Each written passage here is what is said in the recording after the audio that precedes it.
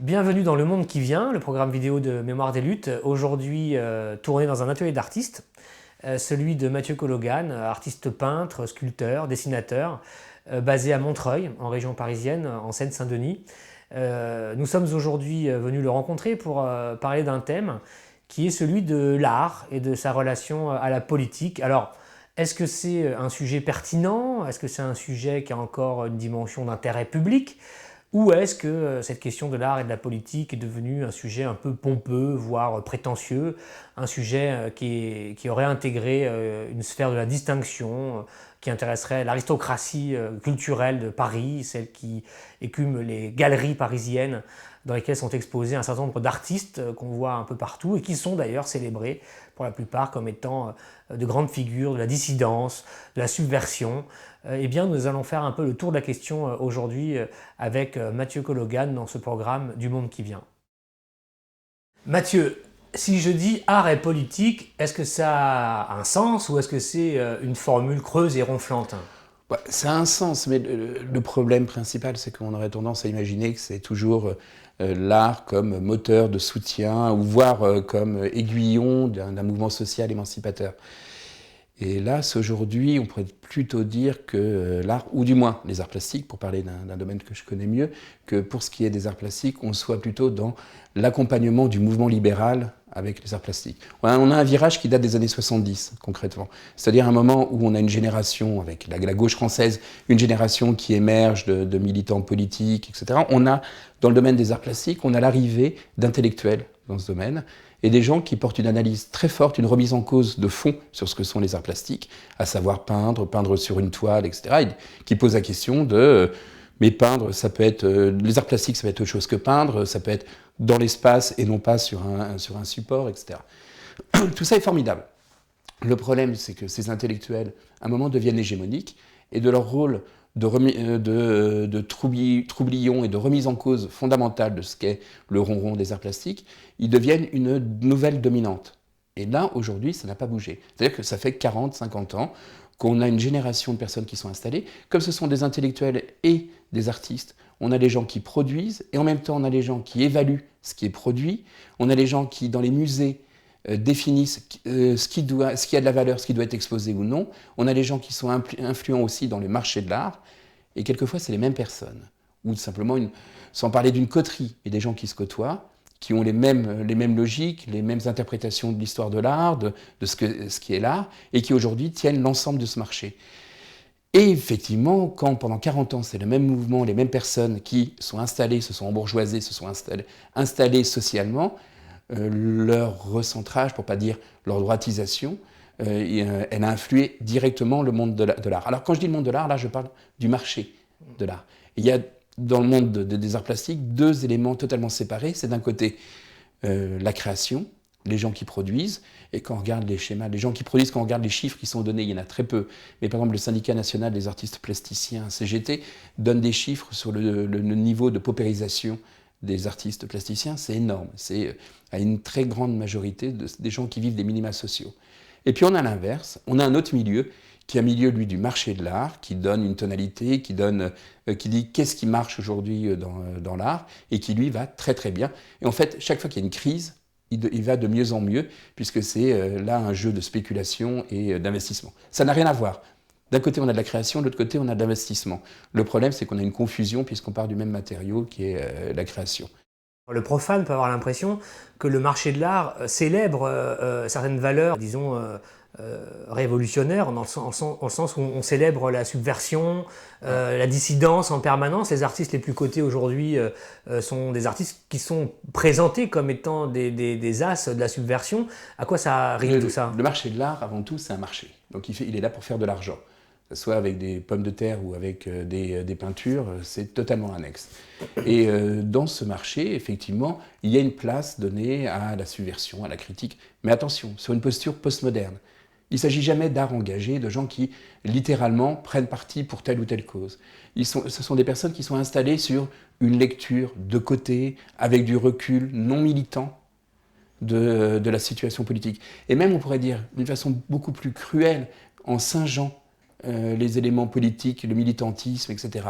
Et donc d'une posture qui pourrait être totalement postmoderne, qui pourrait être un peu de « Ah, moi je ne suis pas dupe, je ne suis pas engagé dans ce simulacre de politique, dans ce simulacre d'action citoyenne, etc. » Et là, il y a quelque chose de profondément ulcérant. Alors, il y a quelques artistes qui sont quand même réellement dans la matière première et sérieusement la politique et qui s'en servent. Mais même quand ces personnes rencontrent le marché, quand elles vivent grâce à des millionnaires, à des gens qui ont une action sociale très forte et une action profondément négative, ces gens-là sont forcément dans une forme d'ambiguïté. On ne peut pas à la fois vendre ses toiles comme Banksy 250 000 $ et en même temps dire qu'on est totalement contre la logique du marché. Il y a un moment, il y a une contradiction qui est indépassable.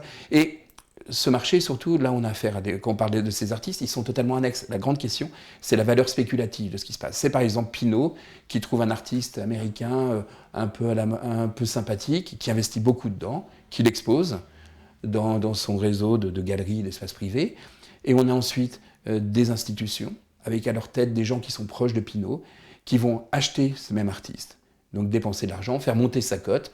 Ensuite, comme on est dans une logique de marché, d'une cote cette cote va gonfler, et finalement on va retrouver avec cet artiste exposé pendant 6 mois à Beaubourg, alors qu'en fait il est uniquement un outil de spéculation. Et il faut se rappeler quand même que les arts plastiques, c'est un espace qui est défiscalisé.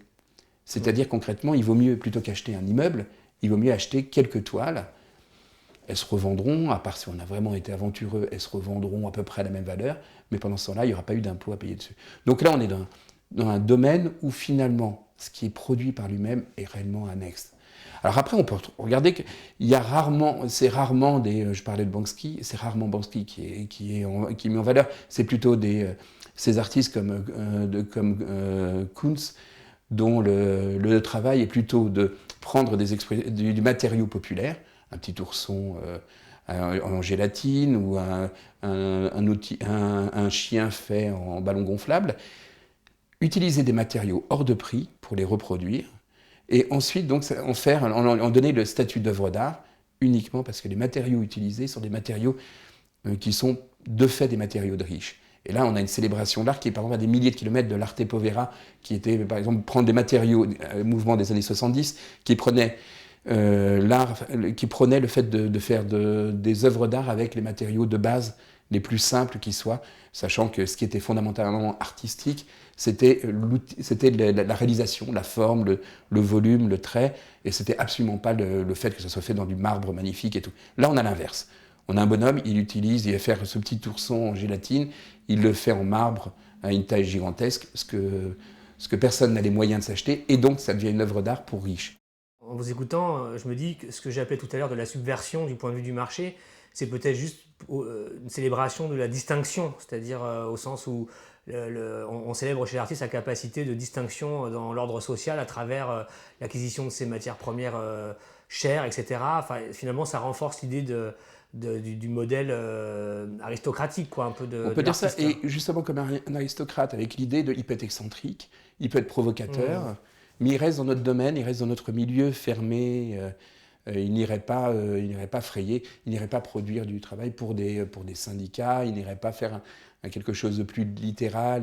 Quand on pense par exemple aux artistes au XXe siècle qui sont allés, à des poètes qui sont allés lire leurs textes dans des usines, des artistes qui ont fait des vignettes militantes pour le Parti communiste ou pour d'autres formations politiques. On a des milliers de kilomètres de cet acte direct politique. On a l'inverse dans quelque chose de, oui, ça peut être un peu l'artiste de la famille, d'une famille aristocrate qui ferait des trucs qui peuvent être un peu dérangeantes, etc. Mais par contre, c'est exposé dans des galeries, il y a un contrôle du marché de cette production, quelqu'un utiliserait sans droit ces œuvres d'art, là, il n'y aurait pas de rigolade et de côté folklorique, etc. On serait dans du rigoureux.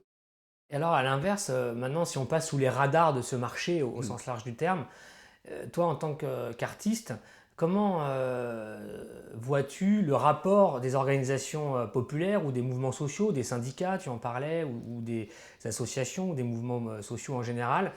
Quel est leur rapport à eux avec le besoin artistique? Est-ce que c'est encore quelque chose qui fait partie de la lutte, ou est-ce que c'est quelque chose qui est un peu un décor qu'on vient poser sur quelque chose qui est dissocié finalement de la production artistique. Je dirais que c'est là où la défaite idéologique est la plus terrible. Parce qu'on a affaire, je rappelle, le marché de l'art, c'est une minorité, c'est une poignée d'artistes en tout sur la planète.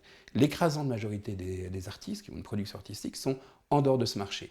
Et pourtant, dans l'ensemble du milieu politique progressiste, il y a l'idée que ce qui est culturel est progressiste, que donc ce qui est dans le marché de l'art, qui se vend bien, est particulièrement culturel, donc particulièrement progressiste. Il y a un phénomène comme ça, du moins qui a un impensé, et qui fait que finalement ce sont les mêmes artistes reconnus par les milieux dominants, qui eux sont investis directement dedans, que par les milieux qui s'y opposent.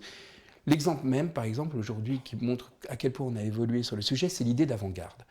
Pendant des années, on a eu une avant-garde qui était donc quelque chose de marginal, qui n'était pas encore reconnu, qui était par définition une avant-garde. Aujourd'hui, on a des journalistes qui nous annoncent que tel artiste d'avant-garde est exposé à Beaubourg et est très prisé par le marché. C'est-à-dire on arrive à un truc totalement absurde, que quelqu'un d'avant-garde n'est pas du tout d'avant-garde, mais au contraire totalement intégré. Ça serait, à l'époque des impressionnistes, un artiste pompier, qui aujourd'hui aurait l'étiquette d'avant-garde. Et donc là, le problème, c'est que les milieux qui produisaient la culture, qui produisaient une identité artistique spécifique, donc des syndicats, des partis politiques, des mouvements populaires, aujourd'hui, se sont alignés sur ce qui est d'avant-garde. Ce qui est d'avant-garde, c'est ce qui est exposé par les galeries, par les musées, etc.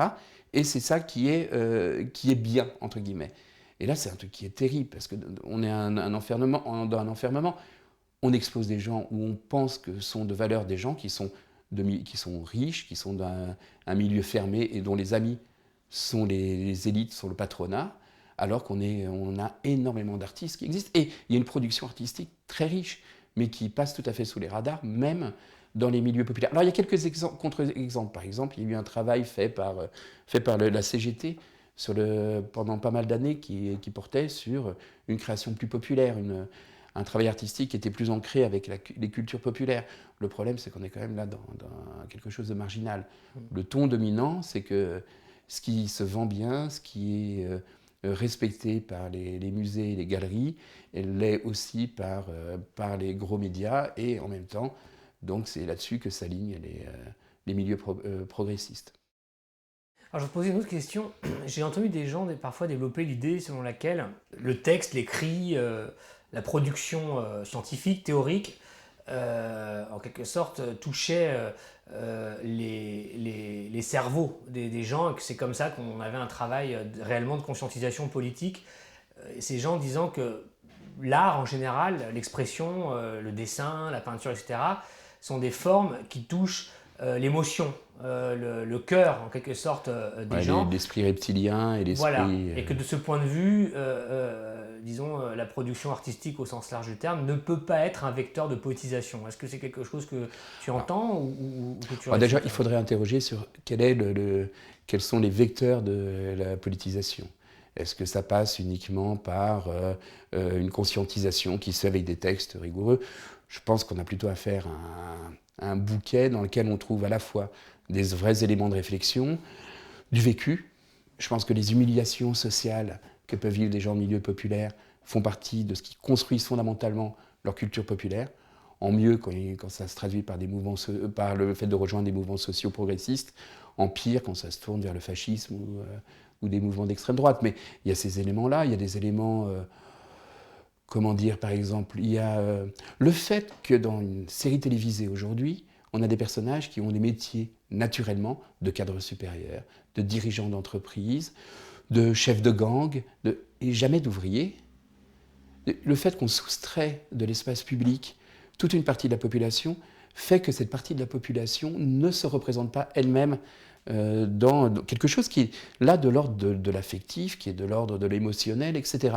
Mais on trouve, parce que là j'enfonce une porte ouverte, hein, c'est l'école de Francfort, etc. Il faut qu'on ait une place dans l'espace public, et donc aussi une place culturelle, une représentation de ces éléments culturels, pour ensuite avoir une capacité d'hégémonie politique. Concrètement, la Révolution française n'a lieu que parce qu'avant, la bourgeoisie française a fabriqué ses valeurs, son histoire, ses héros, sa mythologie, et que là, ensuite, elle peut devenir hégémonique. Que le mouvement ouvrier fait la même chose au XIXe siècle, pas forcément qu'en progressiste, hein. Ça peut être aussi des trucs hyper moralisateurs sur la façon de vivre, etc., mais qui, en même temps, fabriquent des héros qui sont des ouvriers, qui ne rêvent pas de devenir des patrons. Aujourd'hui, on est devant un problème comme ça, on n'a pas cette symbolique, et là, je parle réellement de trucs qui ne sont pas des analyses de la société, qui ne sont pas des analyses économiques ou sociologiques, mais simplement, on n'a pas, affectivement, on n'a pas une projection dans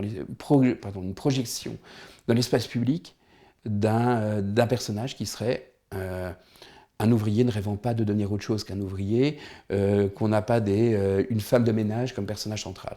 Donc là-dessus, voilà, à mon avis, à quoi procède comment le dire plus simplement, la fonction, et je bafouille un peu parce que c'est une question compliquée, elle est réellement importante.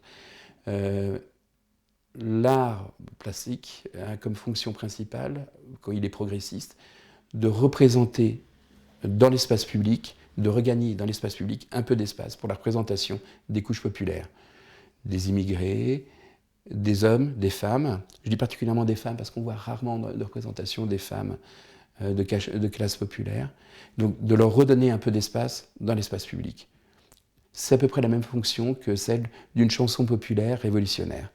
Par elle-même, elle n'amène pas une analyse de classe, mais elle amène le fait qu'il y a une contestation légitime, il y a une célébration de la classe ouvrière légitime, qu'on peut chanter la révolution et donc donner une valeur positive à la révolution. Dans ce contexte que tu as très bien décrit, des difficultés du moment, y compris du rapport des organisations, des mouvements sociaux avec l'art lui-même, avec le marché, ou ce que tu viens de nous expliquer sur la question de la représentation de l'espace public et la figure sociale héroïque qui n'existe pas, l'immigré, le précaire, etc., qui ne sont pas des héros de la société ou eux-mêmes n'ayant pas cette conception d'eux-mêmes, en quelque sorte. Bon, alors, si c'est ça, en gros, le contexte, la période dans laquelle on est, en ce début du XXIe siècle, est-ce que tu peux nous dire ou nous signaler des expériences qui te paraissent intéressantes du point de vue de la production artistique des mouvements tels qu'ils existent avec leurs contradictions, leurs limites? Est-ce qu'il y a des, j'ai pas envie de dire des écoles parce que je crois que c'est pas le mot, mais est-ce qu'il y a aujourd'hui des choses qu'on peut avoir envie de découvrir, qu'on nous signalerait? Alors, bon, d'abord, là on parle d'un champ qui est très large. Et à la fois, il faudrait parler à la fois des expériences, par exemple, de la part d'élus, de la part de mouvements politiques au pouvoir, localement ou nationalement, ce qui a pu être fait d'intéressant par rapport au milieu culturel et au milieu de la production artistique pour soutenir et faire émerger quelque chose de différent.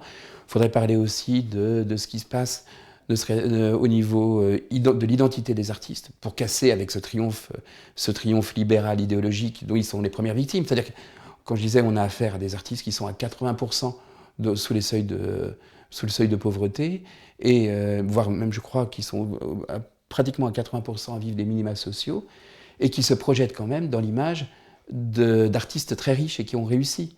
Et où il n'y a pas l'idée que leur attachement social serait plutôt aux classes populaires de fait. Donc déjà, il y a ce travail qu'il faudrait de conscientisation, donc deux espaces. Il y a la responsabilité des marchés, etc. Et ensuite, il y a une production artistique quand même qui existe, qui est riche. Le problème, c'est que cette production artistique qui est riche, elle est invisible. Les seuls endroits où on les voit un petit peu, c'est sur les murs. C'est ce qui se passe avec à la fois les graffeurs, les collages, etc. Mais là aussi, le marché essaye de prendre place là-dedans et de maîtriser cette production. Alors à la fois, le marché arrive à importer dans les galeries les éléments les plus intéressants, d'après lui, de cette production, mais il ne peut pas non plus normaliser les murs et empêcher le reste de la production d'exister. Donc c'est pas la peine que je donne des noms, parce que je vais donner des noms de gens qui ne sont pas connus. Par contre, ce qui est intéressant à mon avis, c'est qu'on continue à avoir une production de gens qui s'intéressent. Alors quelquefois c'est classé à la limite des arts plastiques, évidemment par les gens qui définissent ce qui est intéressant dans les arts plastiques, ce qui ne l'est pas, ce qui a de la valeur, ce qui ne l'est pas. Donc c'est régulièrement à la marche, et plus autour du graphisme, autour de ce qui se fait sur les murs, de l'affichisme, des tags, des trucs comme ça, ou dans des domaines à la frontière avec d'autres types d'art, où on retrouve une production qui n'est pas encore totalement cadenassée. Alors je vais te poser ma dernière question, peut-être un peu comme ça, qui tient un peu large aussi. C'est est-ce que tu penses que la question des révolutions technologiques, est-ce que l'Internet par exemple, ou est-ce que même les perspectives qui seraient offertes par toutes les techniques d'impression 3D par exemple, est-ce que tu penses comme ça que ce sont des espaces qui sont des terrains disons, à gagner ou à travers lesquels, eh bien, en quelque sorte, cette récupération un peu d'un espace public pour l'art populaire au sens large du terme, eh bien, puisse advenir? Je crois qu'on a toute nouvelle technologie amène à la fois des nouveautés au niveau création. En même temps, il ne faut pas se leurrer. Là où le marché est dominant, on se retrouve avec les mêmes règles qu'ailleurs. Et par rapport aux nouveaux médias, on voit bien qu'il y a une tentative de la plupart des gros groupes à essayer de trouver comment rentabiliser, comment normaliser cet espace, comment le rendre rentable pour eux. Et qu'à la fois, il y a à l'inverse des gens qui essayent de l'utiliser au maximum pour produire, pour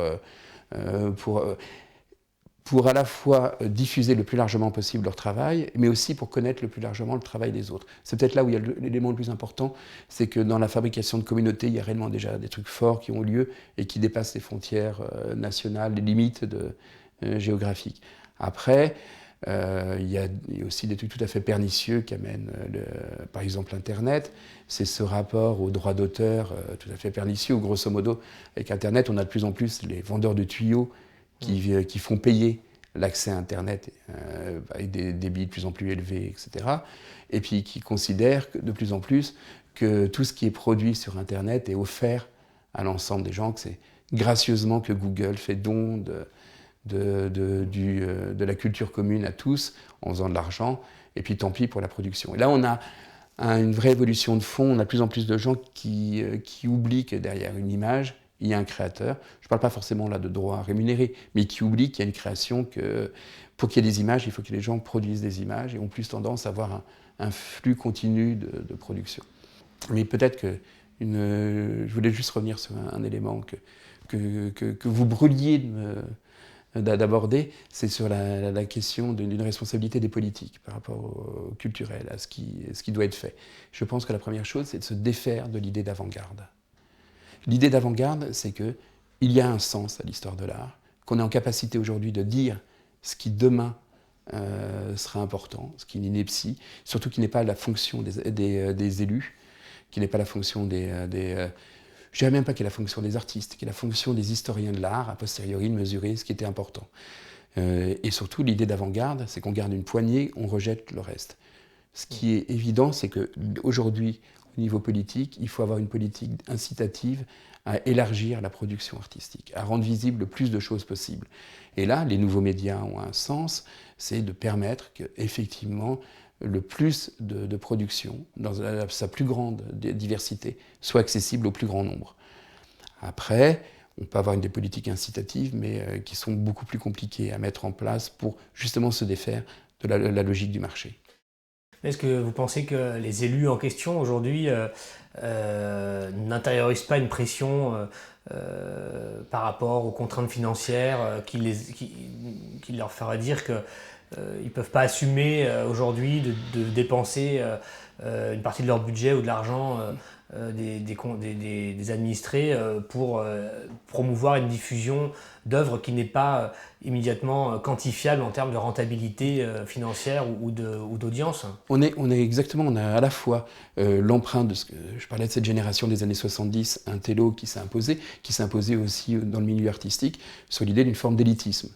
Donc qui fait passer le message à ces élus que vous êtes totalement incompétents pour mesurer ce qui est pertinent au niveau artistique. Laissez les gens compétents vous donner ces éléments. Ouais, ceci dit, je ne prétends pas que les élus auraient un don particulier pour évaluer ce qui est bien ou pas bien au niveau artistique.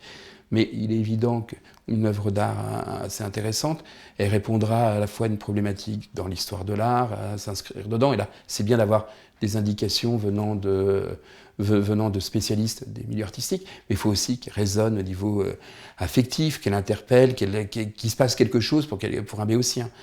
Si on n'a pas cette alchimie, et je pense qu'un élu, comme n'importe quel être humain, face à une œuvre d'art, s'il ne ressent rien et qu'on simplement lui théorise le fait que c'est particulièrement pertinent au niveau de l'histoire de l'art, devrait avoir un peu de réserve. Et alors le deuxième élément catastrophique, c'est cette idée de faire un coût économique, c'est-à-dire d'acheter des artistes avec, dans l'hypothèse qu'il y en ait quelques-uns qui marchent et qui fassent un retour sur investissement.